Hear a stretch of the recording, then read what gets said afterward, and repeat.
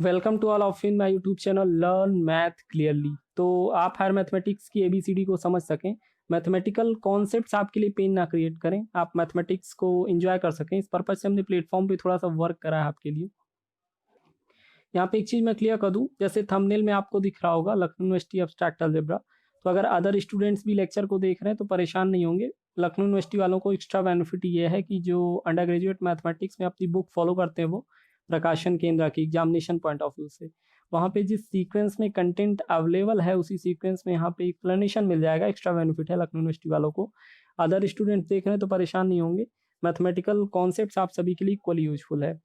जैसे कि मेरा चैनल पे मोटो है कि आपको मैथमेटिकल कॉन्सेप्ट्स क्लियर हो, इस पर्पज से हमने यहाँ पे आपके लिए एब्स्ट्रैक्ट अलजेब्रा का पेपर पिक करा है। और प्लेलिस्ट की लिंक मैं आपको डिस्क्रिप्शन में देता हूँ बार बार। वहाँ पे साइलो थ्योरी, कॉन्जुगेसी, रिंग थ्योरी, ढेर सारी लेक्चर सीरीज अवेलेबल है। लेकिन दो लेक्चर सीरीज स्पेशली बेसिक्स और नॉलेज कैप्सूल की दो लेक्चर सीरीज स्पेशली मैं आपको स्क्रीन पे नाम लिख के सजेस्ट करता हूँ कि इनको जरूर आप विजिट कर लीजिए प्लेलिस्ट में। अदर लेक्चर सीरीज भी अवेलेबल है क्योंकि इनमें मैंने आपके साथ बेसिक्स बातें करी हैं, set relation, binary operation, homomorphism, तो छोटे छोटे कॉन्सेप्ट्स हैं जो आपके लिए यूजफुल हैं। अदर लेक्चर सीरीज भी अवेलेबल, आप उनको देख सकते हो। प्रेजेंट में अगर बात करें, आज आप जो लेक्चर सीरीज देख रहे हो, रिंग थियरी की लेक्चर सीरीज अभी चल रही है, ऑलमोस्ट कंप्लीट हो गई है, आज लास्ट लेक्चर है इसका। तो रिंग थियरी की लेक्चर सीरीज में हमने अभी तक जो बातें कर ली, रिंग के definition, properties, special rings, ring homomorphism, ढेर सारी बातें हो गई हैं। उन पे बेस्ड प्रॉब्लम्स भी हमने डिस्कस करे हैं। और जस्ट प्रीवियस लेक्चर की बात करें, अगर जस्ट प्रीवियस लेक्चर की बात करें तो वहाँ पे हम लोगों ने इस स्टेटमेंट को क्लियर करा था। ये थ्योरम नंबर 5 जो आपको दिख रही है स्क्रीन पे, यूक्लिडियन रिंग, यूक्लिडियन रिंग का एक कॉन्सेप्ट हमने रिंग थ्योरी में सीखा था, डेवलप करा था। और उस कॉन्सेप्ट पे बेस्ड कुछ स्टैंडर्ड रिजल्ट डिस्कस कर रहे थे। और उन रिजल्ट्स में से एक लास्ट स्टैंडर्ड रिजल्ट बचा था जो हम कल डिस्कस कर रहे थे। तो प्रीवियस लेक्चर में हमने इस स्टेटमेंट को क्लियर कर दिया अच्छे से, क्योंकि वहाँ पे लेक्चर की लेंथ हो गई थी तो हमने उसको क्लोज कर दिया। आज उसका प्रूफ हम आपको प्रोवाइड करेंगे। तो मैं लेक्चर की स्टार्टिंग में, आज के वीडियो में आपको रिक्वेस्ट करता हूँ कि जो लोग आज का लेक्चर स्पेशली आज का देख रहे हैं, जो लोग फर्स्ट टाइम आज का लेक्चर देख रहे हैं, वो please lecture number 43, I hope 42 है, लेक्चर नंबर 43 आप विजिट कर लीजिए। लेक्चर नंबर 43 रिंग थ्योरी का जो है, एटलीस्ट उसको आप जरूर विजिट कर लीजिए, क्योंकि मैंने उसमें स्टेटमेंट क्लियर करा है, ठीक है। और पॉसिबल नहीं कि मैं स्टेटमेंट आज फिर से रिपीट करूं, क्योंकि अगर मैं स्टेटमेंट आज क्लियर करूंगा तो फिर से प्रूफ रह जाएगा। तो क्लैरिटी के पॉइंट ऑफ व्यू से आप क्लेरिफिकेशन आपको हो सके स्टेटमेंट का, स्टेटमेंट वाला वीडियो 43 लेक्चर है, उसको विजिट कर लेंगे। प्लेलिस्ट की लिंक डिस्क्रिप्शन में है। एक बार जल्दी से वैसे मैं क्लियर कर दूं कि प्रूफ क्या करने जा रहे हैं आप। You have to prove that an ideal A generated by the element A, small a, is a maximal ideal of a Euclidean ring R। मतलब आपके पास कोई यूक्लिडियन रिंग R है, उसका कोई भी आइडियल आपका मैक्सिमल आइडियल हो जाएगा इफ एंड ओनली इफ बोले तो कन्वर्स पार्ट भी प्रूफ करना आपको। If and only if small a, मतलब जो जनरेटिंग एलिमेंट था, ए is a prime element of ring R. मतलब अगर लैंग्वेज में मैं बोलूँ तो आपको ये करना है, आपको प्रूफ करना है कि अगर कोई यूक्लिडियन रिंग है तो उसके सारे आइडियल, कोई भी आप आइडियल लीजिए तो वो आइडियल आपका मैक्सिमल आइडियल बन जाएगा अगर जनरेटिंग एलिमेंट आपका प्राइम नंबर है। जल्दी से मैं कुछ चीज़ें रिपीट कर दूं यहाँ पे। यूक्लिडियन रिंग, मैक्सिमल आइडियल, ये छोटी छोटी जो चीज़ें हैं, मैं पूरा स्टेटमेंट बहुत अच्छे से तो क्लियर नहीं कर पाऊंगा यहाँ पे, क्योंकि प्रीवियस में मैंने वही करा है। स्टेटमेंट को अच्छे से समझने के लिए आप प्रीवियस लेक्चर देख लेंगे मैं, लेकिन फिर भी छोटी छोटी चीज़ें जल्दी से याद दिला देता हूँ जो प्रूफ के लिए आपको यूजफुल होने वाली हैं। तो कुछ छोटे छोटे कॉन्सेप्ट जल्दी से याद दिला देता हूँ प्रूफ के लिए। चलिए कुछ छोटी छोटी बातें आपको याद दिला देता हूँ जो प्रूफ में आपके लिए यूजफुल होने वाली।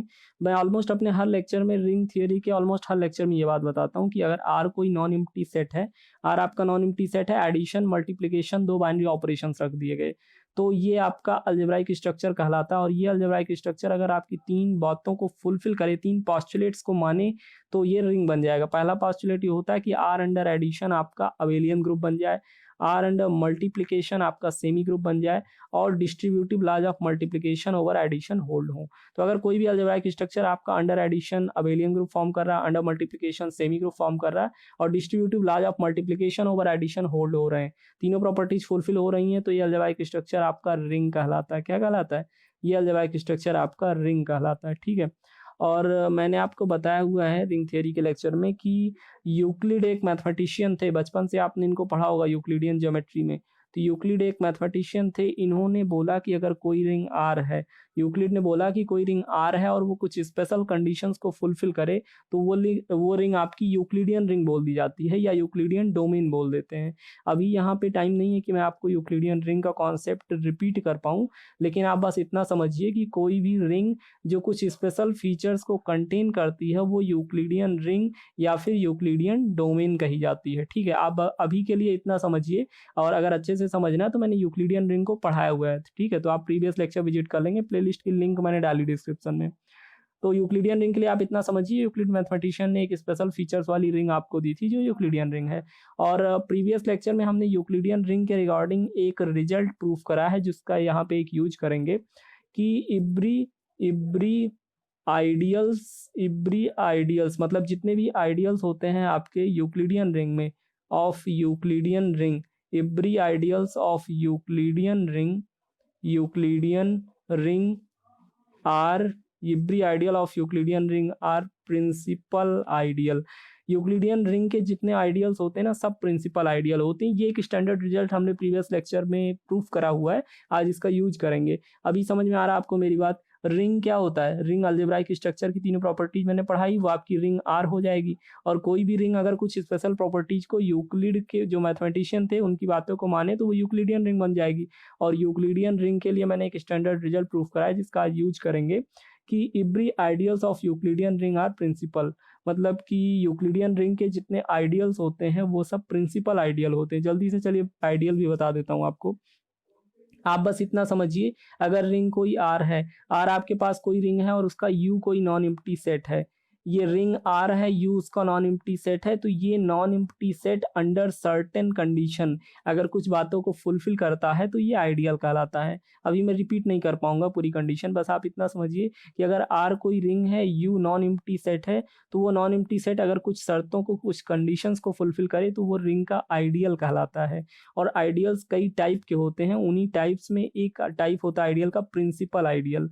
अगर ये आपकी रिंग आर है और यू आपका ये नॉन एम्प्टी सेट है, ये नॉन एम्प्टी सेट अगर आइडियल बन गया, अगर ये आइडियल बन गया और कुछ ऐसा हो जाए, आइडियल बनने के बाद कुछ ऐसा हो जाए कि इसके एलिमेंट्स कैसे हों, इसके एलिमेंट्स ऐसे हो जाएं, it includes all those elements of the ring x such that कि x equal to a r for every r belongs to ring. कुछ ऐसा हो जाए कि आपके आइडियल के जो सारे एलिमेंट्स हैं वो एक स्पेशल एलिमेंट के प्रोडक्ट में लिखे जा सके। मैं कहना ये चाह रहा हूँ कि अगर कोई आइडियल ऐसा हो जाए, अगर रिंग के लिए कोई आइडियल यू ऐसा हो जाए जिसके एलिमेंट्स एक पर्टिकुलर एलिमेंट के प्रोडक्ट में बनाए जा सकें, AR1, AR2, AR3, ऐसे।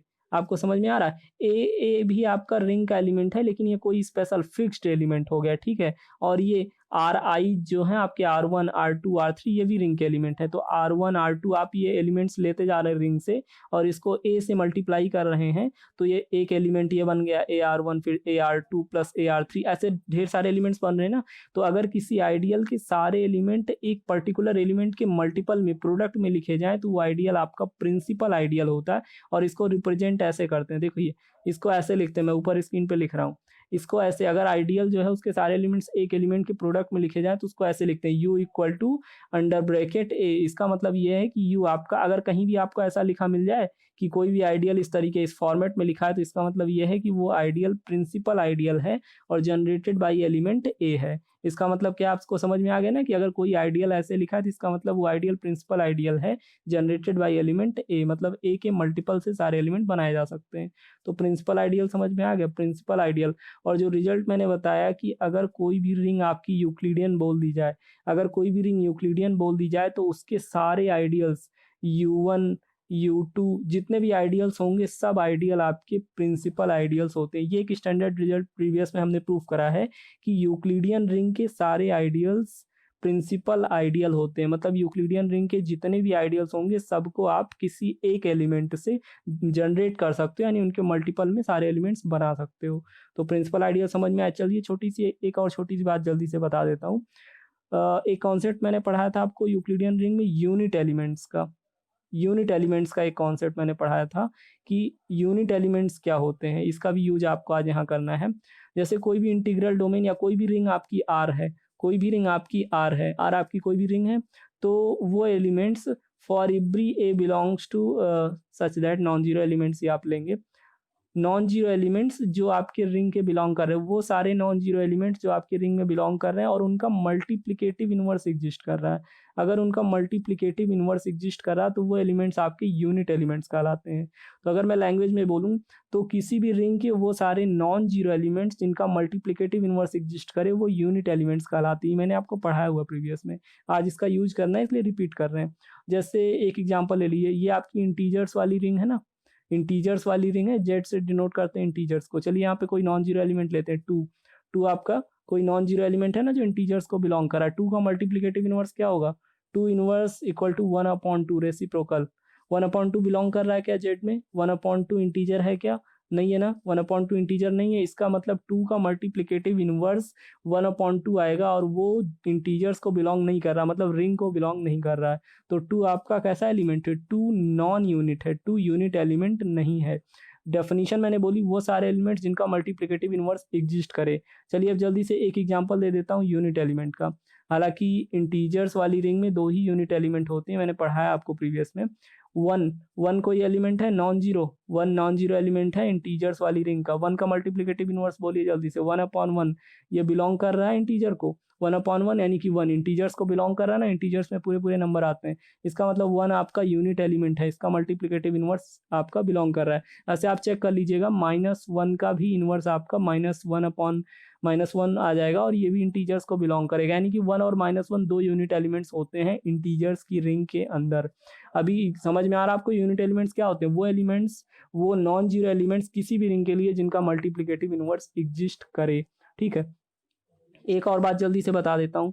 और एक चीज़ मैंने पढ़ा है कि रिंग, कोई भी रिंग आपकी है, रिंग के अंदर ए और बी दो एलिमेंट रिंग के एसोसिएट्स कहलाते हैं। आपस में ये दोनों एक दूसरे के एसोसिएट्स कहलाते हैं अगर इनको इस फॉर्मेट में लिखा जा सके, ए इक्वल टू यू बी। अगर दो रिंग्स को ऐसे, दो एलिमेंट्स को रिंग के आप ऐसे लिख पाएँ, ए इक्वल टू यू बी, जहाँ पे यू आपका यूनिट एलिमेंट है, यू रिंग का यूनिट एलिमेंट है। और अगर आप ए और बी को इस तरीके लिख पाते हैं तो ए और बी दोनों एलिमेंट्स एक दूसरे के एसोसिएट्स कहलाते हैं। दोनों एलिमेंट्स एक दूसरे के एसोसिएट्स कहलाते हैं। एक एग्जांपल से इस बात को करते हैं। जैसे इंटीजर्स वाली रिंग में ले लीजिए, यहाँ पे यूनिट एलिमेंट आपको पता है ना, यहाँ पे यूनिट एलिमेंट 1 और -1 दो होते हैं इस वाली रिंग में इंटीजर्स की। तो यहाँ पे चलिए एक कोई एलिमेंट 3 ले लीजिए, दूसरा एलिमेंट -3 ले लीजिए। ए इक्वल टू यू बी के फॉर्मेट में लिख सकता हूँ क्या मैं? ये देखिए, ए इक्वल टू यू बी, जहाँ पे यू आपका यूनिट एलिमेंट है, -1 यूनिट एलिमेंट हो गया। ए की जगह पे 3 रख लीजिए, बी की जगह पे -3 रख लीजिए। तो ए इक्वल टू यू बी के फॉर्मेट में लिखा हूँ, कोई गड़बड़ नहीं है। 3 और -3 एक दूसरे के एसोसिएट्स कहलाएंगे इंटीजर रिंग में। इंटीजर रिंग में 3 और -3 एक दूसरे के एसोसिएट्स कहलाएंगे क्योंकि इनको ए इक्वल टू यू बी के फॉर्मेट में आप लिख पा रहे हैं। ठीक है, जल्दी जल्दी सिर्फ मैं रिपीट कर रहा हूँ कॉन्सेप्ट को क्योंकि पॉसिबल नहीं है मैं ज़्यादा अच्छे से बता सकूँ। प्रीवियस में मैंने डिस्कस करा इन चीज़ों को अच्छे से। एक चीज़ और मैंने आपको पढ़ाई थी, प्राइम एलिमेंट की डेफिनेशन। प्राइम और composite, prime and composite element की डेफिनेशन पढ़ाई थी। जल्दी से लास्ट कॉन्सेप्ट रिपीट करके फिर प्रूफ की तरफ बढ़ेंगे। प्राइम एलिमेंट्स मैंने पढ़ाया था कि कोई भी पी एलिमेंट आपका जो रिंग के अंदर का है, कोई भी एलिमेंट पी आपका रिंग के अंदर, वो प्राइम एलिमेंट हो जाएगा अगर उसको divide, if A divides P, ये वर्टिकल लाइन होती है ना, डिवाइड्स पी। अगर कोई भी पी का डिवाइजर एग्जिस्ट कर रहा है तो अगर डिवाइजर या फिर यूनिट हो, अगर डिवाइजर या फिर यूनिट हो या फिर एसोसिएट हो, अभी यूनिट और एसोसिएट तो पढ़ लिया आपने ना। तो अगर ऐसा हो जाए किसी भी एलिमेंट के दो ही डिवाइजर्स एग्जिस्ट करें, या यूनिट या फिर एसोसिएट, तो वो एलिमेंट आपका प्राइम एलिमेंट होता है। एक एग्जांपल लेंगे इंटीजर रिंग के अंदर, इंटीजर रिंग में ज़्यादा कंफर्टेबल है आप, यहीं से एग्जांपल लेंगे। जल्दी से बताइए, 3 एलिमेंट कोई है, कोई नंबर 3 है आपका इंटीजर रिंग के अंदर, क्या ये प्राइम एलिमेंट है? आपको तो बचपन से पता है कि प्राइम एलिमेंट है, लेकिन जरा डेफिनेशन चेक करिए। मैंने डेफिनेशन ये बताई कि अगर ए कोई नंबर डिवाइड कर रहा है उस एलिमेंट को, तो it should imply that either A is unit, या तो ए जो डिवाइजर है वो या तो यूनिट हो जाए या तो आपका एसोसिएट हो जाए। मतलब अगर किसी भी एलिमेंट के दो ही डिवाइजर्स एग्जिस्ट कर रहे हैं, या फिर यूनिट या फिर एसोसिएट, तो प्राइम हो जाएगा। 3 के लिए जरा देखिए, 3 को कौन डिवाइड कर रहा है? 3 को ए डिवाइड कर रहा है। 3 को कौन कौन डिवाइड करेगा जरा बताइए? 3 को 1 डिवाइड करेगा या फिर 3 खुद से डिवाइड होगा? तो 1 तो यूनिट एलिमेंट हो गया इंटीजर्स की रिंग के अंदर, 1 यूनिट एलिमेंट हो गया, और 3 खुद का एसोसिएट तो हो जाएगा ना। 3 खुद का एसोसिएट होगा? ए इक्वल टू यूवी के फॉर्मेट में ऐसे लिख सकते हैं, ऐसे ऐसे लिख सकते हैं ना, ए इक्वल टू यूवी के फॉर्मेट में, जहाँ पे यू आपका यूनिट एलिमेंट है, तो 3 खुद का एसोसिएट हो गया। मतलब कि 3 को या तो 1 डिवाइड करेगा यूनिट एलिमेंट, या तो 3 खुद से डिवाइड होगा यानी कि एसोसिएट। तो 3 ऐसा एलिमेंट है जिसको या तो यूनिट एलिमेंट डिवाइड कर रहा है या तो उसका एसोसिएट डिवाइड कर रहा है, तो 3 प्राइम एलिमेंट हो गया। कुछ अदर एलिमेंट्स, रिंग के वो सारे एलिमेंट्स, अभी कंपोजिट की भी डेफिनेशन दे देते हैं। रिंग का कोई भी एलिमेंट अगर एक्स है, रिंग का कोई भी एलिमेंट अगर एक्स है, and if A divides x, तो अगर ऐसा हो जाए कि ए आपका नाइदर यूनिट नॉर एसोसिएट, अगर किसी भी एलिमेंट को डिवाइड करने वाला डिवाइजर, एटलीस्ट एक डिवाइजर आपको ऐसा मिल जाए जो कि ना यूनिट एलिमेंट हो ना एसोसिएट हो, तो वो कंपोजिट एलिमेंट बोला जाता है। जैसे एक एग्जांपल देखिए यहाँ पे, वही वही एग्जांपल लेंगे इंटीजर्स रिंग वाला। इंटीजर्स रिंग में कॉन्सेप्ट्स क्लियर है, तो 4 कोई एलिमेंट ले लेते हैं। 4 आपका इंटीजर है, जरा जरा इसके डिवाइजर्स बताइए। 4 के डिवाइजर्स, एक तो 1 आ जाएगा, 2 से डिविजिबल है 4 आपका, और 4 खुद से डिविजिबल है, तो 1 तो यूनिट एलिमेंट हो गया, 1 यूनिट एलिमेंट हो गया, और 4 खुद 4 का एसोसिएट होगा। लेकिन 2 भी तो 4 को डिवाइड कर रहा है, 2 4 को डिवाइड कर रहा है, और 2 is neither associate nor unit element, तो एटलीस्ट 4 के पास एटलीस्ट एक डिवाइजर ऐसा एग्जिस्ट कर रहा है जो ना तो यूनिट है और ना ही एसोसिएट है। तो ऐसा डिवाइजर, अगर एटलीस्ट एक डिवाइजर एग्जिस्ट कर रहा है एलिमेंट के पास जो ना तो यूनिट एलिमेंट हो ना एसोसिएट हो, तो ऐसा एलिमेंट आपका कंपोजिट एलिमेंट कहलाता है। इसका मतलब 4 आपका कंपोजिट एलिमेंट है। तो अभी डेफिनेशन सारी क्लियर हो गई। चलिए जल्दी से प्रूफ की तरफ प्रोसीड कर लेते हैं। सिर्फ रिपीटेशन में 16 मिनट लग गए, प्रूफ पे चलते हैं जल्दी से। देखिए यहाँ पे स्टेटमेंट अब जरा एक बार फिर से रीड कर देता हूँ मैं आपके लिए। थ्योरम 5 जो आज आपको प्रूफ करना है, इसका स्टेटमेंट मैंने और टूल्स जो हैं आज तो मैंने रिपीट करा, 15 मिनट लग गए, और बहुत अच्छे से मैंने 35 मिनट्स के लेक्चर बनाए सिर्फ स्टेटमेंट क्लियर करने में। नेक्स्ट लेक्चर नंबर 43 वो विजिट कर लीजिएगा आप। चलिए जल्दी से स्टेटमेंट बता के प्रूफ की तरफ बढ़ता हूँ। You have to prove that, आज आपको प्रूफ करना है कि अगर कोई यूक्लिडियन रिंग आर है, आपके पास कोई यूक्लिडियन रिंग है, तो उसका आइडियल, अब यहाँ पे समझ में आ रहा है कि मैंने यूक्लिडियन रिंग का कोई जनरल आइडियल क्यों प्रिंसिपल आइडियल के तरीके लिखा है, क्योंकि मैंने आपको रिजल्ट बताया ना कि यूक्लिडियन रिंग के सारे आइडियल्स प्रिंसिपल आइडियल होते हैं, generated by a single element होते हैं। तो अगर आप कोई भी आइडियल लेंगे यूक्लिडियन रिंग के अंदर से, तो ऑब्वियसली वो प्रिंसिपल आइडियल ही होगा, क्योंकि सारे आइडियल प्रिंसिपल आइडियल हैं यूक्लिडियन रिंग के। तो अगर कोई आप जनरल आइडियल यानी प्रिंसिपल आइडियल ले रहे हैं यूक्लिडियन रिंग के अंदर, तो वो आपका मैक्सिमल आइडियल हो जाएगा। मैक्सिमल मैंने नहीं क्लियर करा, चलिए जल्दी से बता देता हूँ। मैक्सिमल आइडियल्स ऐसे आइडियल्स होते हैं जो सबसे बड़े आइडियल होते हैं। रिंग खुद का आइडियल होता है, तो ये इम्प्रॉपर बोला जाता है। इम्प्रॉपर से छोटा यानी सबसे बड़ा प्रॉपर आइडियल जो होगा वो मैक्सिमल आइडियल होगा। अभी मैं कुछ वर्ड्स यहाँ पे बोल रहा हूँ, प्रॉपर, इम्प्रॉपर, तो इसको मैं यहाँ पे नहीं रिपीट कर पाऊंगा। प्लीज आप अगर प्रॉपर इम्प्रॉपर आइडियल सीखना चाह रहे हैं तो प्रीवियस लेक्चर विजिट कर लीजिएगा। तो मैक्सिमल आइडियल क्या है? सबसे बड़ा प्रॉपर आइडियल, सबसे बड़ी साइज का प्रॉपर आइडियल जो रिंग के पास होता है वो मैक्सिमल आइडियल होता है, और अच्छे से मैंने समझाया हुआ है प्रीवियस में। तो आपको ये प्रूव करना है कि यूक्लिडियन रिंग का कोई भी आइडियल अगर आप लेते हैं, ऑब्वियसली वो आपका प्रिंसिपल आइडियल ही होगा। तो यूक्लिडियन रिंग का कोई भी आइडियल अगर आप लेते हैं तो वो मैक्सिमल आइडियल बन जाएगा इफ एंड ओनली इफ, तभी बनेगा जब उसका जनरेटिंग एलिमेंट प्राइम नंबर हो जाए। प्राइम एलिमेंट मतलब वो या तो यूनिट एलिमेंट से डिविजिबल हो या फिर एसोसिएट से डिविजिबल हो। तो यूक्लिडियन रिंग के सारे आइडियल्स यूक्लिडियन रिंग का कोई भी आइडियल मैक्सिमल आइडियल बन जाएगा। यूक्लिडियन रिंग का कोई भी आइडियल मैक्सिमल आइडियल बन जाएगा अगर उसका जनरेटिंग एलिमेंट प्राइम है। और अगर इसका converse part if and only if statement में लगा है तो 2 पार्ट प्रूफ करने। अगर कन्वर्स पार्ट की तरफ नजर डालिए तो कन्वर्स पार्ट ये कहता है कि अगर प्राइम एलिमेंट से जनरेटेड है तो मैक्सिमल हो जाएगा आइडियल, और अगर मैक्सिमल है तो जनरेटिंग एलिमेंट प्राइम होगा। इफ एंड ओनली इफ लगा, दोनों स्टेटमेंट्स ट्रू हैं। चलिए जल्दी से प्रूफ प्रोसीड कर लेता हूँ। आज का लेक्चर प्रूफ के लिए डेडिकेटेड था, लेकिन फिर भी मुझे रिपीटेशन में 20 मिनट लग गए हैं। चलिए जल्दी से करते हैं proof. Let R be a Euclidean ring, R आपका यूक्लिडियन रिंग है, आर आपकी कोई यूक्लिडियन रिंग है, then every ideal of R must be principal ideal. ये रिजल्ट मैंने आपको बताया ना लेक्चर की स्टार्टिंग में कि यूक्लिड ने जो अपनी रिंग इंट्रोड्यूस करी थी यूक्लिडियन रिंग, उस यूक्लिडियन रिंग के सारे आइडियल्स आपके प्रिंसिपल आइडियल होते हैं, मतलब ऐसे आइडियल होते हैं जो generated by a single element होता है। ये रिजल्ट मैंने प्रूफ भी करा है रिंग थ्योरी के लेक्चर में, आप देख लेंगे।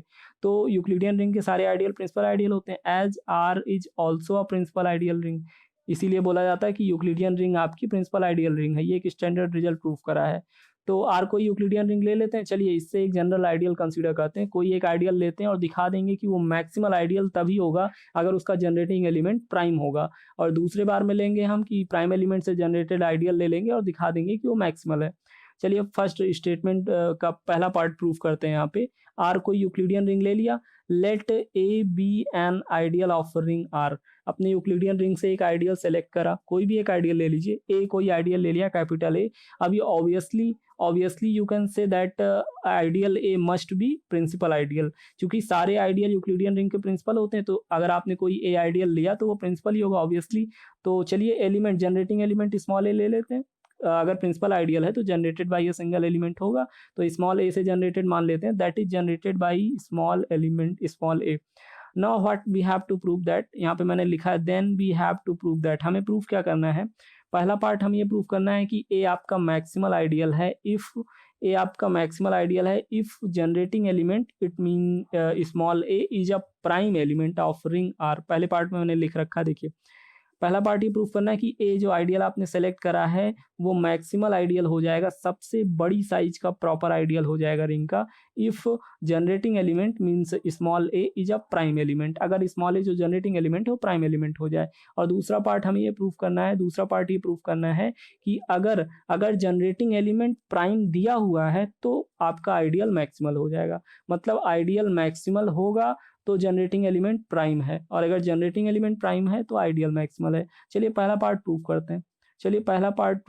पहले पार्ट में हम क्या करते हैं, मैक्सिमल आइडियल हम प्रूफ करेंगे। हम पहले पार्ट में क्या करना है, हमें ए को मैक्सिमल आइडियल दिखाना है A A is prime element, ठीक है। तो चलिए हम अगर मान लेते हैं प्राइम एलिमेंट, जनरेटिंग एलिमेंट को हम प्राइम मान लेते हैं थोड़ी देर के लिए। पहले पार्ट में हम जनरेटिंग एलिमेंट को प्राइम मान लेंगे और दिखा देंगे कि आइडियल जो ए है कैपिटल ए, अगर वो प्राइम एलिमेंट से जनरेटेड है तो मैक्सिमल होगा, मतलब सबसे बड़ी साइज का होगा। हम ये दिखा देंगे कि अगर आपकी ये रिंग है और इसके अंदर ये आइडियल कैपिटल ए है, तो हम दिखा देंगे कि ये जो आइडियल कैपिटल ये है सबसे बड़ी साइज का है। अगर इससे बड़ी साइज का आप कोई आइडियल सोच रहे हो कि एग्जिस्ट करेगा तो ऐसा नहीं है। हम ये प्रूफ कर देंगे कि रिंग के लिए, यूक्लिडियन रिंग के लिए जो सबसे बड़ी साइज का आइडियल है वो ए होगा, क्योंकि इसका जनरेटिंग एलिमेंट हम प्राइम अज्यूम करके चल रहे हैं, ठीक है, प्राइम अज्यूम करके चल रहे हैं। तो चलिए let small a means generating element of the ideal be a prime element of ring R such that a equal to generated by a. मतलब मान के हम चल रहे हैं कि जो आइडियल आपने सेलेक्ट करा जनरेटिंग एलिमेंट ए है वो प्राइम एलिमेंट है। Also let T is another ideal obviously will be principal ideal. अगर आप कोई और आइडियल सेलेक्ट करते हैं, अब यहाँ पे मेथड ऑफ कॉन्ट्रडिक्शन हम लगाने वाले हैं, एक ट्रिक लगाएंगे, अभी मैं उसको समझा देता हूँ आपको। ए आपने कोई आइडियल ले लिया, इसको मैक्सिमल दिखाना है क्योंकि इसका जनरेटिंग एलिमेंट आपका प्राइम आपने अज्यूम करा है। अब थोड़ी देर के लिए अगर हम मान लें टी कोई और आइडियल एग्जिस्ट कर रहा है, अगर टी इज अनदर आइडियल, ये मैंने जो अंडर ब्रैकेट लिखा obviously will be principal ideal, ये तो वही स्टैंडर्ड रिजल्ट है जो ऊपर मैंने बोला था कि अगर कोई और आइडियल, आप यूक्लिडियन रिंग के अंदर कितनी भी आइडियल ले लीजिए सब आपके प्रिंसिपल आइडियल होंगे, ये तो स्टैंडर्ड रिजल्ट है आपका। तो अगर टी कोई और आइडियल ले ले, एक्चुअली मैं बता दूं हम लोग करना क्या चाह रहे हैं। ये आपकी यूक्लिडियन रिंग है और ये आपका आइडियल ए है, यूक्लिडियन रिंग आर है, आइडियल ए है, ठीक है, जो कि जनरेटेड है प्राइम एलिमेंट से हम मान के चल रहे हैं। तो हम ये दिखाना चाह रहे हैं कि ये आपका मैक्सिमल है, यानी सबसे बड़ी साइज का है।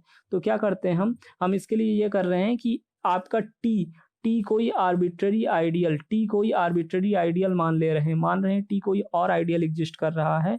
और थोड़ी देर के लिए कहते हैं कि क्या अगर लेट अस अज्यूम कि ये टी आपका जो है ये रिंग और आइडियल ए के बीच की साइज का हो, मतलब रिंग से छोटी साइज का हो या बड़ी का, और आइडियल जो आपका ए है जिसके बारे में इन्वेस्टिगेट कर रहे हैं उससे बड़ी साइज का हो या फिर उसके इक्वल साइज का हो। मतलब हम ये अज्यूम कर रहे हैं कि ये जो ideal another ideal T consider कर रहे हैं ये रिंग और आइडियल ए के बीच में लाई करेगा, कोशिश करते हैं। वैसे अगर ए मैक्सिमल होगा तो उसके और रिंग के बीच में कोई तीसरा आइडियल एग्जिस्ट नहीं कर सकता। ये मैक्सिमल आइडियल की प्रॉपर्टी होती है कि अगर ए आपका मैक्सिमल आइडियल है तो उसके और रिंग के बीच में कोई दूसरा आइडियल एग्जिस्ट नहीं कर सकता। लेकिन थोड़ी देर के लिए मान लेते हैं अगर टी कोई आइडियल है जो इन दोनों के बीच में एग्जिस्ट कर रहा है, तो जरा देखते हैं उसका हाल क्या होगा। अगर हम अज्यूम कर लेते हैं तो देखते हैं क्या होने जा रहा है, ठीक है। तो let T is another ideal, T कोई दूसरा आइडियल मान ले रहे हैं, such that A is contained or equal to T and T is contained or equal to R। ये जो स्टेटमेंट लिखा वो मैथमेटिकल, इसको मैंने आपको समझाया लैंग्वेज में कि ये हम अज्यूम कर रहे हैं थोड़ी देर के लिए। मैक्सिमल आइडियल की प्रॉपर्टी होती है, अगर ए आपका मैक्सिमल आइडियल है, ए आपका मैक्सिमल आइडियल है, देखिए ये आपकी रिंग है, ये आइडियल ए है और ये आपकी यूक्लिडियन रिंग है। अगर ए मैक्सिमल आइडियल है तो इसकी प्रॉपर्टी होती है कि अब इससे बड़ी साइज का, मतलब कि ए और आर के बीच में कोई आइडियल टी एग्जिस्ट नहीं कर सकता। ये प्रॉपर्टी होती है। मैक्सिमल आइडियल का मतलब यही है, सबसे बड़ा आइडियल। तो अगर ए आपका सबसे बड़ा आइडियल होगा तो उसके और रिंग के बीच में कोई दूसरा आइडियल टी एग्जिस्ट नहीं करना चाहिए। लेकिन थोड़ी देर के लिए हम ये मान ले रहे हैं कि अगर आइडियल ए और आर के बीच में टी एग्जिस्ट कर रहा है तो क्या होगा। लेट अस चेक इट कि पॉसिबिलिटी क्या बनेगी। ठीक है, तो स्टार्टिंग प्रूफ, पहले पार्ट का प्रूफ कर रहे हैं। ए को प्राइम एलिमेंट मान लिया है, जनरेटिंग एलिमेंट को, और टी कोई अनदर आइडियल एज्यूम कर रहे हैं सच दैट कि वो ए और आर के बीच में कंटेन्ड है, मतलब उनके बीच में सैंडविच्ड है, इंसर्टेड है। ठीक है, नाउ लेट, अभी टी आपका क्या है, टी आपने आइडियल माना है ना, तो प्रिंसिपल तो होगा ना, ऑब्वियसली प्रिंसिपल आइडियल होगा। क्यों? क्योंकि टी भी तो आपके यूक्लिडियन रिंग का ही आइडियल है, तो प्रिंसिपल आइडियल होगा, मतलब जनरेटेड बाय एलिमेंट होगा। तो चलिए, जो टी आपने आइडियल माना है ए और रिंग आर के बीच में, उसको बी, कोई एलिमेंट ले लेते हैं, बी से जनरेटेड मान लेते हैं, और ए के बारे में इन्वेस्टिगेट कर रहे हैं कि ए क्या मैक्सिमल आइडियल बनेगा। तो टी को जनरेटेड बाय बी एलिमेंट मान लेते हैं। चलिए देखते हैं आगे क्या होने वाला है।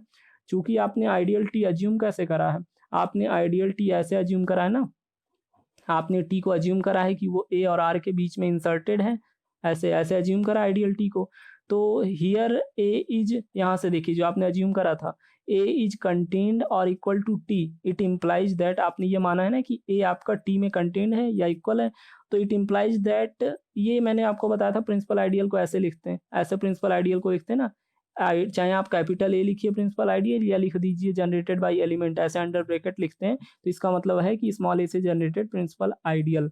तो अब क्या मैं ऐसे लिख सकता हूँ, क्या मैं ऐसे लिख सकता हूँ, देखिए a contained a contained in T, it implies that कि आपका आइडियल, ये आइडियल ए को मैं लिखूं या फिर मैं ऐसे लिख दूं अंडर ब्रैकेट स्मॉल ए, मतलब जनरेटिंग एलिमेंट मैंने लिख दिया, मतलब कि पूरा आइडियल लिख दिया। तो इट इम्प्लाइज दैट कि ideal A contained in T, मतलब जनरेटिंग एलिमेंट ए से बना आइडियल जनरेटिंग एलिमेंट बी से बने आइडियल में कंटेन्ड होगा। ठीक है, कंटेन्ड होगा या फिर इक्वल होगा। अब जरा एक बात यहाँ पर मुझे बताइए, here A belongs to B, यहाँ पे इसका मतलब क्या हो गया, क्योंकि आइडियल जो पूरा का पूरा है वो जनरेटेड बाय ए, जो आइडियल है वो कंटेन्ड हो गया टी में। आप मान के चले हो, आपने यही तो माना है टी के लिए यही तो आपने माना कि वो ए और आर के बीच में है। तो अगर ए टी में कंटेन्ड है तो ए के सारे एलिमेंट भी टी में कंटेन्ड होंगे।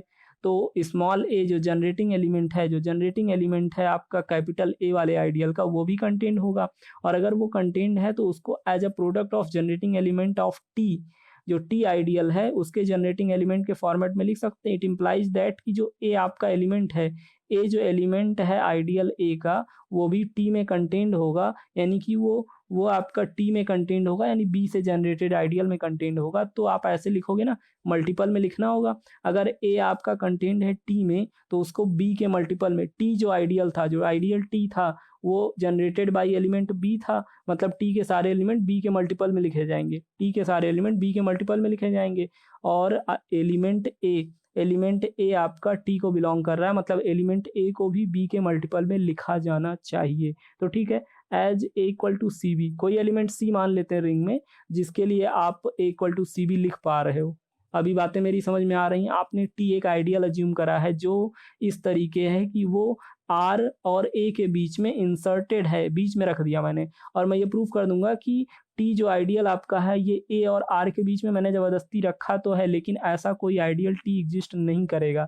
मैं प्रूफ कर दूंगा कि कोई आइडियल टी ऐसा एग्जिस्ट नहीं करेगा जो ए और आर के बीच में रह सके। अगर वो रह रहा है तो या तो वो आर के इक्वल हो जाएगा या तो ए के इक्वल हो जाएगा। मैं अभी ये प्रूफ करने वाला हूँ 1-2 मिनट के अंदर कि जो आपने टी आइडियल माना है ए और आर के बीच में, वो या तो ए के इक्वल हो जाएगा या तो आर के, लेकिन उनके बीच में नहीं रहेगा क्योंकि ए आपका मैक्सिमल है। तो इस तरीके हम प्रूफ कर देंगे कि ए मैक्सिमल है, उसके और रिंग के बीच में कोई दूसरा नहीं आ सकता। यही हम प्रूफ करने की कोशिश कर रहे हैं। तो टी जो है उसको हम प्रूफ करने की कोशिश कर रहे हैं कि वो या तो आर के इक्वल हो जाए या तो ए के, लेकिन बीच में एग्जिस्ट ना करे, क्योंकि ए आपका मैक्सिमल बनना है, ए को हमें मैक्सिमल बनाना है। ठीक है, इस बात को दिमाग में रखेंगे।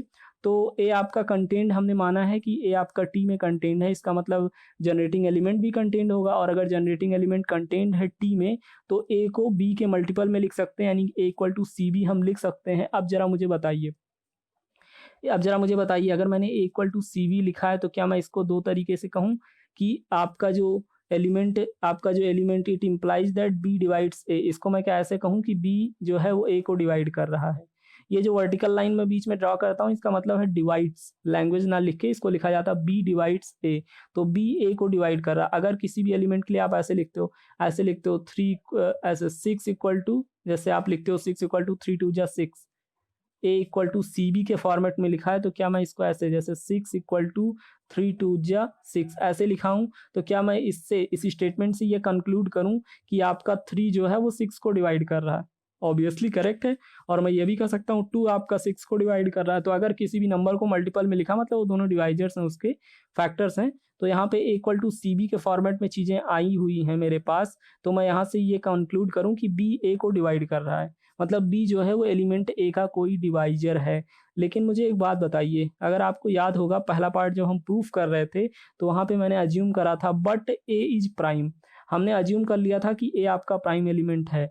हम पहले पार्ट में यही तो प्रूफ कर रहे हैं कि ए आपका आइडियल जो है वो प्राइम एलिमेंट से जनरेटेड है। हम ये मान के चल रहे हैं कि ए आइडियल प्राइम एलिमेंट से जनरेटेड है और कोशिश कर रहे हैं हम ए को मैक्सिमल दिखाने की, हम कैपिटल ए को मैक्सिमल दिखाने की कोशिश कर रहे हैं। तो ए को तो प्राइम मान के शुरू से चले हैं, ए को हम प्राइम एलिमेंट मान चुके हैं।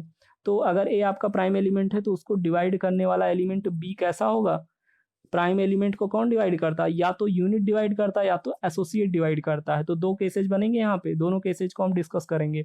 बट ए इज प्राइम, चूंकि ए आपका प्राइम है, सो ईदर बी, जो एलिमेंट बी आपका है जो ए को डिवाइड कर रहा है, B will be unit in R, या तो बी यूनिट एलिमेंट होगा रिंग में, और B will be an associate of ए।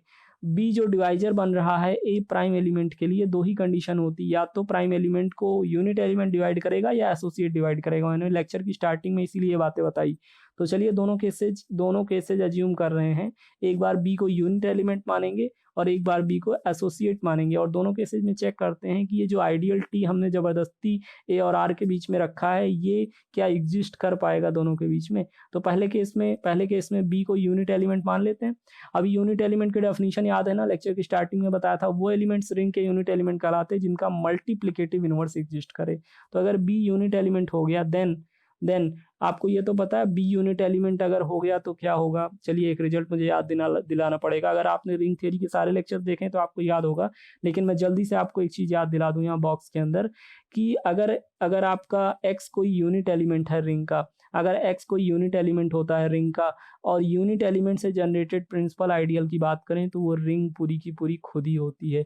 एक स्टैंडर्ड रिजल्ट आपको याद दिला रहा हूँ, इधर उधर से नहीं बता रहा हूँ, हमने आपने मिलकर इसको खुद ही प्रूफ कराया है रिंग थ्योरी के लेक्चर में, तो आप प्लेलिस्ट में देख सकते हैं। रिजल्ट ये आपको याद दिला रहा हूँ कि अगर एक्स कोई यूनिट एलिमेंट है रिंग का, किसी भी रिंग के लिए अगर एक्स यूनिट एलिमेंट है तो यूनिट एलिमेंट से जनरेटेड प्रिंसिपल आइडियल जो होता है वो रिंग खुद होती है। मतलब रिंग खुद का एक आइडियल होती है और वो जनरेटेड होती है यूनिट एलिमेंट से। रिजल्ट समझ में आ रहा है? स्टैंडर्ड रिजल्ट जो मैं आपको बता रहा हूँ इसको हमने प्रीवियस में प्रूव करा है। अगर कोई भी प्रिंसिपल आइडियल यूनिट एलिमेंट से जनरेटेड है तो वो रिंग के इक्वल हो जाता है। मतलब यूनिट एलिमेंट से जनरेटेड आइडियल रिंग होती है, पूरी की पूरी रिंग वाला जो आइडियल होता है यूनिट एलिमेंट से जनरेटेड होता है। तो यहाँ पे क्या हो रहा है, यहाँ पे अगर आप बी को यूनिट एलिमेंट मान रहे हो तो इसका मतलब ये है कि जो बी से जनरेटेड आइडियल है, यानी कि जो टी आइडियल है जिसको मान के आप चले हैं, वो रिंग के इक्वल हो जाएगा। आप मान के तो ये चले थे कि आपका टी जो है वो आर और ए के बीच में एग्जिस्ट करेगा, इक्वल भी हो सकता है, इसीलिए कंडीशन रखी थी हमने, वो एग्जिस्ट करेगा इनके बीच में। लेकिन अगर पहले केस में आपने देखा कि अगर बी यूनिट एलिमेंट हो जाए तो टी आपका आर के इक्वल हो जाएगा, मतलब बीच में नहीं रहेगा, वो आर के इक्वल हो जाएगा।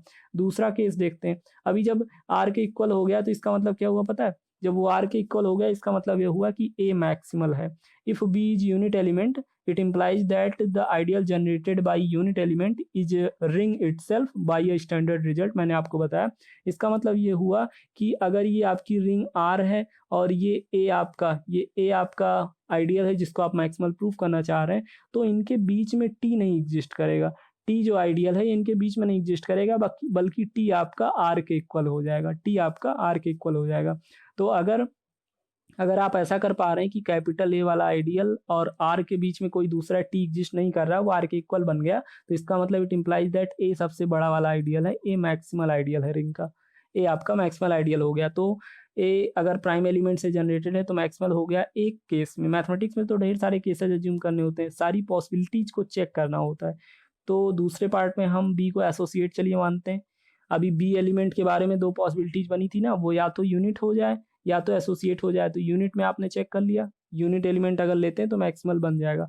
If B is an associate of a, अब अगर दूसरे केस में हम बी को एसोसिएट मान लें, तो एसोसिएट की प्रॉपर्टी पता है ना, एसोसिएट की प्रॉपर्टी याद है।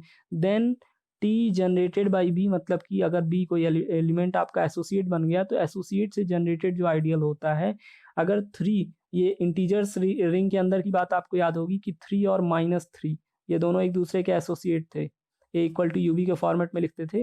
3 और -3 आपके एसोसिएट्स होते थे, और ये चीज़ मैंने आपको एक स्टैंडर्ड प्रॉपर्टी कहीं प्रीवियस बताई हुई है कि एसोसिएट्स से जनरेटेड आइडियल इक्वल होते हैं। आप चाहे 3 से किसी आइडियल को जनरेट कर लीजिए या -3 से, वो आइडियल्स इक्वल होंगे।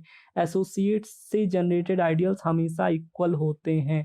इसका मतलब क्या हुआ कि जो एलिमेंट बी से जनरेटेड आइडियल होगा वही एलिमेंट ए से जनरेटेड आइडियल होगा।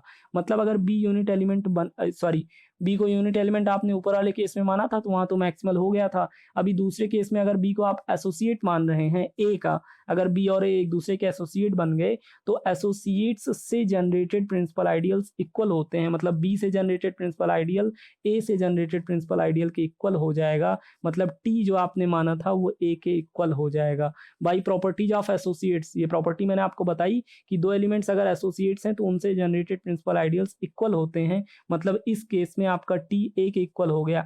Again it implies that A is maximal ideal. यहाँ पे फिर से ये बात आपको इम्प्लाई कर रही कि ए मैक्सिमल आइडियल बन गया। देखिए क्यों ये बात इम्प्लाई कर रही है, ए मैक्सिमल क्यों बन गई। ये आपकी रिंग आर है और ये आपका आइडियल कैपिटल ए वाला है, कैपिटल ए वाला है। अभी हमने जबरदस्ती इसके बीच में टी कोई आइडियल मान रखा था, टी हमने इसके बीच में कोई मान रखा था, लेकिन हमने देखा कि टी के लिए दो पॉसिबिलिटीज बनी। अगर टी को हमने जनरेटेड बाई एलिमेंट बी माना था, जनरेटेड बाई एलिमेंट बी माना था, और हमने बी के लिए दो केसेस जनरेट करे, या तो बी यूनिट एलिमेंट बनेगा या तो एसोसिएट बनेगा। तो अगर टी का जनरेटर बी जो है वो यूनिट एलिमेंट बन जाए तो ये टी यहाँ पे ना होके ये रिंग के इक्वल साइज का हो जाता है। मतलब ए और आर के बीच में कोई दूसरा नहीं बचेगा, तो ए मैक्सिमल हो गया। और दूसरे केस में हमने माना कि बी जो है आपका ये एसोसिएट है, तो अगर बी एसोसिएट है तो बी ए का एसोसिएट है, तो बी से जनरेटेड आइडियल टी और ए से जनरेटेड आइडियल ए दोनों इक्वल हो जाएंगे। मतलब टी की अपनी इंडिपेंडेंट एग्जिस्टेंस नहीं है, टी कोई एग्जिस्ट ही नहीं कर रहा है, या तो ए एग्जिस्ट कर रहा है या तो आर एग्जिस्ट कर रहा है।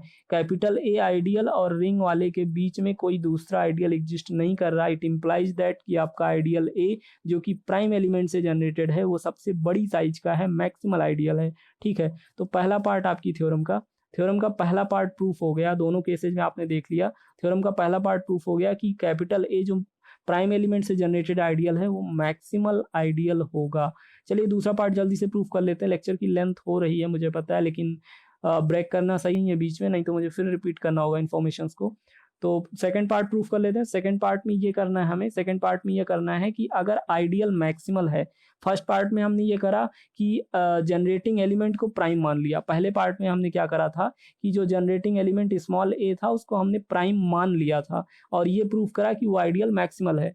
सेकेंड पार्ट में स्टेटमेंट में इफ एंड ओनली इफ लगा था, तो कन्वर्स पार्ट में ये प्रूफ कर रहे हैं कि अगर आइडियल ए मैक्सिमल है, अगर पहले से मैं आपको ये बोल दूं कि आइडियल ए मैक्सिमल है, तो आप प्रूफ करके दिखाइए कि एलिमेंट जो जनरेटिंग एलिमेंट है वो प्राइम एलिमेंट होगा। तो अभी क्या करना है समझ में आ रहा है आपको। सेकेंड पार्ट हम प्रूफ कर रहे हैं स्टेटमेंट का, और इसमें हम मान के चल रहे हैं कि आपका आइडियल मैक्सिमल है और कोशिश करेंगे दिखाने की कि जनरेटिंग एलिमेंट प्राइम होगा। Let us suppose that ideal A generated by element A is a maximal ideal of ring R. मतलब हम मान के चल रहे हैं कि आइडियल ए जो आपका है वो मैक्सिमल है, सबसे बड़ी साइज का है।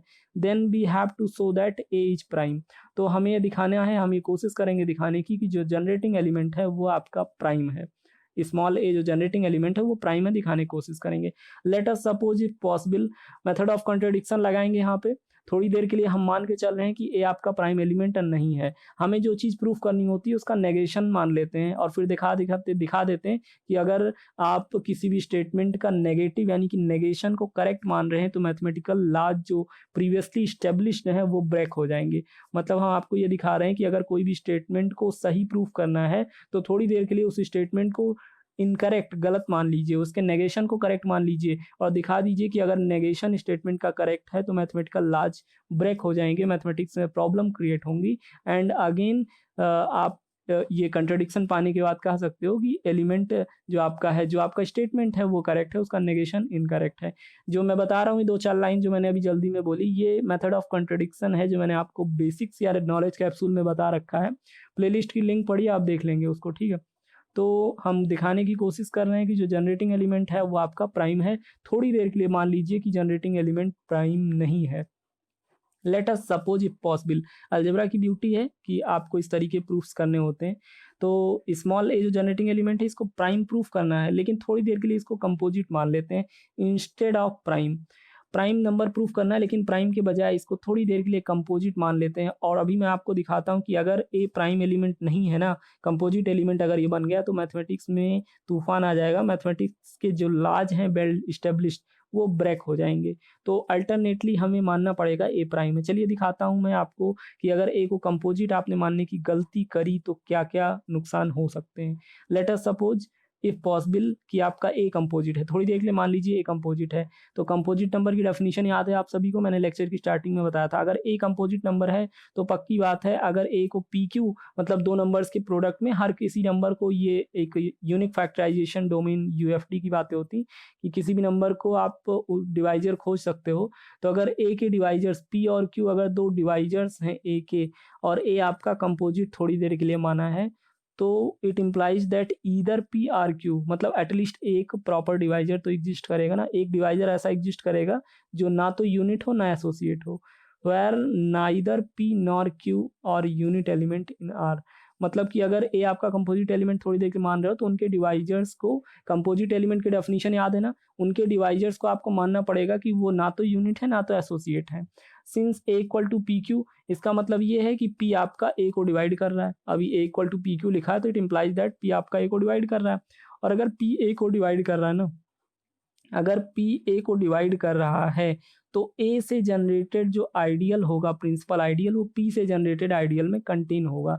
एक्चुअल में ये मैंने ब्रैकेट में लिख रखा हुआ है कि ये प्रॉपर्टी होती प्रिंसिपल आइडियल की। प्रिंसिपल आइडियल की प्रॉपर्टी होती जैसे 2 कोई नंबर है, 2 आपका 4 को डिवाइड करे, 2 नंबर 4 को डिवाइड कर रहा तो प्रिंसिपल आइडियल्स की प्रॉपर्टी होती है कि जो 4 से जनरेटेड आइडियल होगा ना, जो 4 से जनरेटेड आइडियल आपका होगा, जो 4 से जनरेटेड आइडियल आपका होता है वो कंटेन करेगा 2 से जनरेटेड आइडियल को, 2 से जनरेटेड आइडियल को वो कंटेन करेगा। ठीक है, ये प्रॉपर्टी होती है कि डिवाइजर से जनरेटेड आइडियल कंटेन होता है आपका।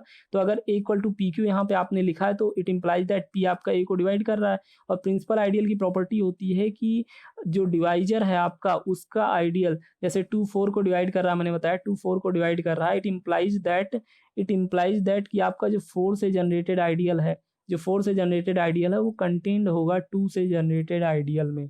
तो ये एक प्रिंसिपल आइडियल की प्रॉपर्टी कि अगर कोई डिवाइजर है जो डिवाइड कर रहा है किसी नंबर को तो डिवाइजर से जनरेटेड आइडियल जो होता है वो बड़ी साइज का होगा, वो कंटेन कर लेगा 4 से जनरेटेड आइडियल को। ऑब्वियस रिजल्ट है, आप इसको खुद ही अज्यूम कर सकते हो और प्रूफ भी कर सकते हो खुद से। तो ये प्रिंसिपल आइडियल की प्रॉपर्टी है।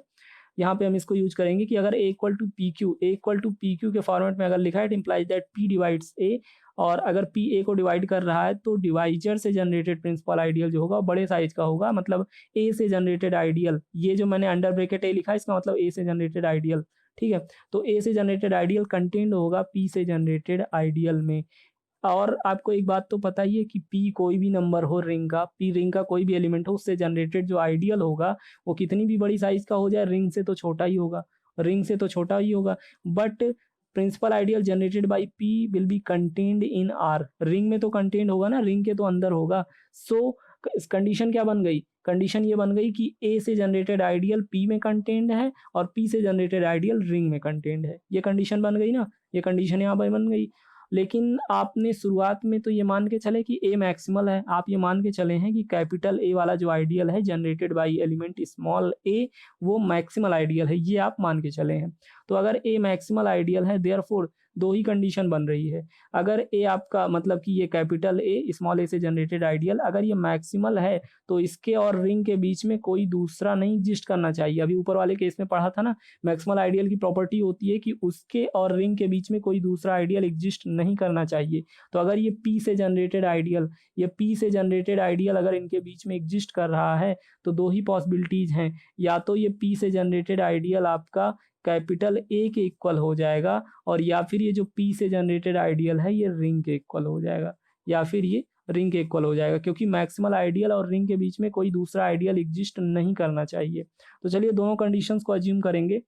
पहली कंडीशन मानते हैं if P equal to R, मतलब थोड़ी देर के लिए मान लेते हैं कि अगर पी से जनरेटेड आइडियल आपका रिंग के इक्वल है, अगर पी से जनरेटेड आइडियल दो ही पॉसिबिलिटीज हैं, क्योंकि ए मैक्सिमल है इसलिए ये जो पी से जनरेटेड आइडियल है इसके पास दो ही रास्ते हैं, या तो ये ए के इक्वल हो जाए या तो ये आर के इक्वल हो जाए। तो अगर थोड़ी देर के लिए मानते हैं अगर ये पी से जनरेटेड आइडियल रिंग के इक्वल हो जाए देन क्या हो जाएगा, then R is contained in P, then R is contained in P. Ring अगर किसी आइडियल के इक्वल हो गई, मतलब कोई आइडियल रिंग के इक्वल हो गया तो हम कह सकते हैं अगर दो सेट्स इक्वल हैं तो कह देना एक दूसरे में दोनों कंटेन्ड हैं। अगर ऐसे लिखा हुआ है ए और बी दो सेट्स हैं दोनों इक्वल हैं तो मैं ये लिखूं कोई दिक्कत नहीं ना, ए इज कंटेन्ड इन बी और इक्वल, बी इज कंटेन्ड और इक्वल इन ए, मतलब दो सेट्स इक्वल हैं तो एक दूसरे में कंटेन्ड हो सकते हैं, इसमें ऑब्वियस सा रिजल्ट है सेट थ्योरी का। तो अगर अगर रिंग के इक्वल हो जाए, अगर रिंग के इक्वल हो जाए ये आइडियल आपका, अगर रिंग के इक्वल हो जाए ये आइडियल आपका तो इसकी बात की आर आपका कंटेंट होगा पी में, मैं लिख सकता हूँ and one also contained in R. R आपका है क्या, आर आपकी यूक्लिडियन रिंग है ना, आर आपकी यूक्लिडियन रिंग है तो यूक्लिडियन रिंग में यूनिट एलिमेंट वन भी तो होता है, यूनिटी होता है ना वन। तो अगर वन बिलोंग कर रहा है आइडियल आर में तो रिंग में, तो इसका मतलब ये पी में भी बिलोंग करेगा, पी से जनरेटेड आइडियल में। It implies that one equal to x P. अगर ये पी से जनरेटेड आइडियल में एलिमेंट बिलोंग कर रहा है वन आपका तो वन को एज अ मल्टीपल लिखा जाना चाहिए पी के वन को एज अ मल्टीपल आप पी लिखा जाना चाहिए। और अगर वन को एज अ मल्टीपल आप पी लिखते हैं तो one equal to x P इस फॉर्मेट में लिखा जाना चाहिए ना इसको, where x is some element of the Euclidean ring R. इसका मतलब क्या हो गया, दो एलिमेंट्स एक्स और पी दो एलिमेंट का प्रोडक्ट वन आ गया, यूनिट एलिमेंट आ गया, मतलब क्या है कि पी आपका इन्वर्टिबल है। आपको ये बात पता है ना कि किसी भी दो एलिमेंट्स का प्रोडक्ट अगर आइडेंटिटी एलिमेंट आ जाए तो वो दोनों एक दूसरे के इन्वर्स कहलाते हैं। और यहाँ पे one equal to x p आ गया तो पी और एक्स दोनों इन्वर्टिबल हो गए, मतलब पी इन्वर्टिबल हो गया, और पी इन्वर्टिबल हो गया मतलब पी आपका यूनिट एलिमेंट हो गया, पी यूनिट एलिमेंट हो गया रिंग का, पी इन्वर्टिबल हो गया। इसका मतलब वो एलिमेंट्स जो इन्वर्टिबल होते हैं वो इन्वर्स होते हैं तो पी यूनिट एलिमेंट बन गया। लेकिन पी और क्यू को नॉन यूनिट होना था। हम शुरुआत में ये मान के चले थे, केस जब प्रूफ कर रहे थे हम ये मान के चले थे ए इक्वल टू पी क्यू, जब हम प्रूफ कर रहे थे ये मान के चले थे ना ए इक्वल टू पी क्यू, और हमें ए को प्राइम प्रूफ करना था। तो अगर ए को प्राइम प्रूफ करना था हम थोड़ी देर के लिए मान के चले थे कि ए आपका कंपोजिट नंबर है, और अगर ए कंपोजिट नंबर है तो इसके जो डिवाइजर्स होते हैं वो ना तो यूनिट हो ना तो एसोसिएट्स हो। तो पी और क्यू को यूनिट नहीं होना था, लेकिन यहाँ पे पी आपका यूनिट एलिमेंट बन गया, पी यूनिट एलिमेंट बन गया। हुई चीज़ है कंट्रडिक्शन। मतलब क्या है, अगर ए जो एलिमेंट था उसको आप प्राइम नहीं मानते हो, अगर आप ये गलती करते हो कि ए को प्राइम ना मानो, थोड़ी देर के लिए कंपोजिट मान लो, तो मैथमेटिक्स में प्रॉब्लम आ जाएगी, कंट्रडिक्शन आ जाएगा। इसका मतलब ए आपका प्राइम एलिमेंट है, मेथड ऑफ कंट्रडिक्शन लगाया है यहाँ पे। ए को अगर आप प्राइम एलिमेंट नहीं मानोगे, कंपोजिट मानोगे थोड़ी देर के लिए, तो गड़बड़ हो जाएगी मैथमेटिकल लॉज। आपको कंट्रडिक्शन मिल रहा है, नीचे देख रहे हैं ना आप, तो इसका मतलब ए प्राइम एलिमेंट हो गया। हुई चीज है contradiction, hence A is not composite. A composite नहीं हो सकता है बट प्राइम, ए को प्राइम बनना पड़ेगा। एक और केस आपके पास है, मैथमेटिक्स में सारी पॉसिबिलिटी चेक करनी होती है, ऐसा नहीं एक प्रूफ मिल गया बस खुश हो गए। तो दूसरी पॉसिबिलिटी ये थी कि जो पी से जनरेटेड आइडियल है आपका वो पहली पॉसिबिलिटी तो ये थी कि पी से जनरेटेड आइडियल आपका रिंग के इक्वल हो जाए। तो अगर रिंग के इक्वल हुआ तो आपने देखा हस्र क्या हुआ, अगर ये रिंग के इक्वल हुआ तो इसने प्रूफ करवा दिया ए को प्राइम। अब दूसरा केस ये है कि पी से जनरेटेड प्रिंसिपल आइडियल आपका ए से जनरेटेड प्रिंसिपल आइडियल यानी कि कैपिटल ए के इक्वल हो जाए। मैक्सिमल आइडियल के केस में यही शर्त होती है ना कि उसके और रिंग के बीच में कोई दूसरा नहीं आना चाहिए। तो ये जो P से जनरेटेड आइडियल, अच्छा ये मैंने जो बार-बार ये अंडर ब्रैकेट A लिख दिया या फिर अंडर ब्रैकेट P लिख दिया, इसका मतलब आपको समझ में आ रहा है ना? ये principal ideal generated by A है और ये principal ideal generated by P है, ठीक है? जो अंडर ब्रैकेट में एलिमेंट लिख देता हूँ, इसका मतलब वो प्रिंसिपल आइडियल को रिप्रेजेंट कर रहा है, ठीक? तो यहाँ पे केस एक लास्ट केस बचा हुआ है कि अगर P से जनरेटेड प्रिंसिपल आइडियल जो है वो A से जनरेटेड प्रिंसिपल आइडियल के इक्वल हो जाए, तो जनरेटिंग एलिमेंट तो बिलोंग करेगा, ये P तो बिलोंग करेगा ना A वाले में, अगर उसमें पूरा-पूरा उसके इक्वल हो गया, so that P equal to YA।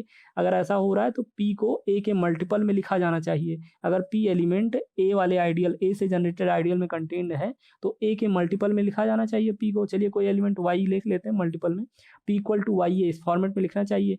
और A इक्वल टू PQ मान के चले थे ना, A इक्वल टू PQ मान के चले थे शुरुआत में जब प्रूफ कर रहे थे। A को जब प्राइम हम प्रूफ करने की कोशिश कर रहे हैं सेकंड पार्ट में, तो A इक्वल टू PQ मान के चले थे ना, और P और Q नॉन यूनिट होने चाहिए थे। तो यहाँ पे PQ हो गया आपका YAQ, Y और A की जगह पे वैल्यू रख देते हैं PQ, तो ये YAQ हो जाएगा। या फिर इसको कम्यूटेटिव लॉ लगा लीजिए, R आपकी यूक्लिडियन रिंग है तो कम्यूटेटिव लॉ तो होल्ड कर रहा है ना, तो AYQ हो जाएगा आपका। यहाँ पे देखिए ज़रा, A माइनस AYQ यानी कि अगर आप कॉमन ले लेते हैं स्मॉल a को बाहर, तो A under bracket 1 minus YQ equal to 0 आ जाएगा। थोड़ा सा मैनेज कर लेंगे चीज़ों को लेफ्ट साइड ला के। इट इम्प्लाइज दैट चूंकि R आपकी यूक्लिडियन रिंग है और यूक्लिडियन रिंग की प्रॉपर्टी होती है कि वो जीरो डिवाइजर्स नहीं कंटेन करती, तो अगर A आपका A0 नहीं होगा। A0 इसलिए नहीं होगा क्योंकि आप जीरो से जनरेटेड आइडियल के बारे में नहीं, आपको मैंने प्रीवियस में बताया, याद नहीं होगा आपको, वो नल आइडियल होता और यहाँ पे उसकी पॉसिबिलिटीज नहीं है, इसलिए A आपका जीरो नहीं हो सकता। इसलिए A since A is not equal to zero, A zero नहीं हो सकता। It implies that 1 minus YQ equal to zero. अगर कोई भी रिंग आपकी यूक्लिडियन रिंग है तो यूक्लिडियन रिंग की प्रॉपर्टी होती है दो नंबर्स का प्रोडक्ट अगर जीरो है तो एटलीस्ट उनमें से किसी एक को जीरो होना होगा। तो अगर A जीरो नहीं है, A जीरो नहीं हो सकता, स्पेशल कंडीशन है, क्योंकि A अगर जीरो हो गया तो नल आइडियल हो जाएगा, नल आइडियल यहाँ नहीं प्रूफ हो सकता। तो A नॉन जीरो है, इसलिए 1 माइनस YQ को जीरो होना पड़ेगा। It implies that YQ equal to 1। फिर से आप वहीं आ गए, केस नंबर 1 याद है आपको, ऊपर वाला केस याद है, वहाँ पे क्या हुआ था, वहाँ पे P आपका इन्वर्टिबल हो गया था और यहाँ पे YQ इक्वल टू 1 आ गया, मतलब Q इन्वर्टिबल हो गया। दो नंबर्स, दो एलिमेंट्स का प्रोडक्ट आइडेंटिटी एलिमेंट आ जाए तो क्या होता है, अगर दो एलिमेंट्स का प्रोडक्ट आइडेंटिटी एलिमेंट आ गया तो वो दोनों इन्वर्टिबल होते हैं। YQ इक्वल टू 1 हो गया, इसका मतलब है कि Q इन्वर्टिबल हो गया, implies that Q is unit element in R।